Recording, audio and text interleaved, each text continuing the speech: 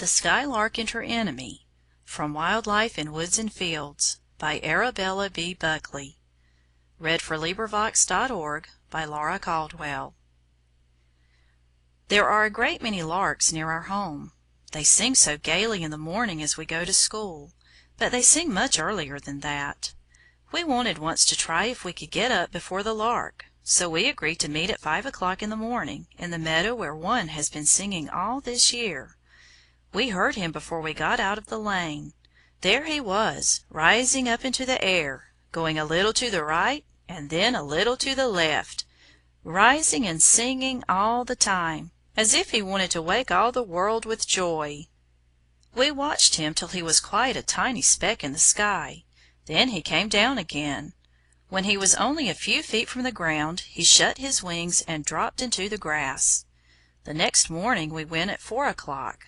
That lark was not singing, but one in the next field was rising up as gay as a lark could be. Then our mother said we must not get up any earlier, so we could not rise before the larks. We caught a lark once to look at, and then let it fly away again. It is not a gay bird. It has brown wings marked with dark streaks.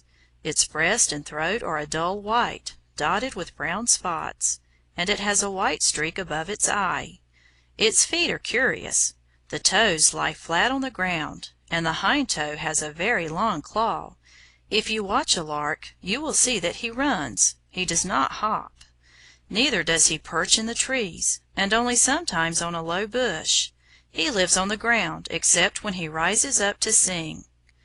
In the winter, as we go to school, we see large flocks of larks in the fields, looking for insects and seeds of wheat and oats.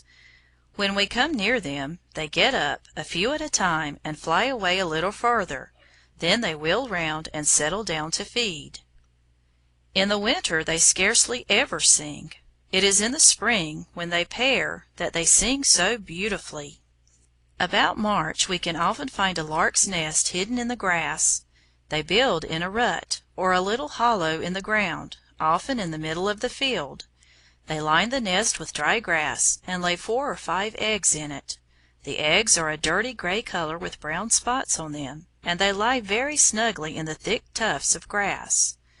When the lark comes down after singing, he does not drop close to the nest, but a little way off. Then he runs up to the nest through the grass. This is because he is afraid that the sparrowhawk might see the nest and pounce on the little ones. The sparrowhawk is the lark's great enemy. One day we were looking at lark rising up, and all at once we saw a sparrowhawk just going to pounce upon it. The lark saw him too, and darted up faster than the hawk could soar. Then the hawk flew away a little and hovered above till the lark was tired and was obliged to come down. Then once more the hawk tried to pounce, but the lark was too clever for him. He closed his wings and dropped right down into the thick grass, and the hawk could not find him. We were glad the little lark was safe, and got back to his wife and little ones. End of The Skylark and Her Enemy. This recording is in the public domain.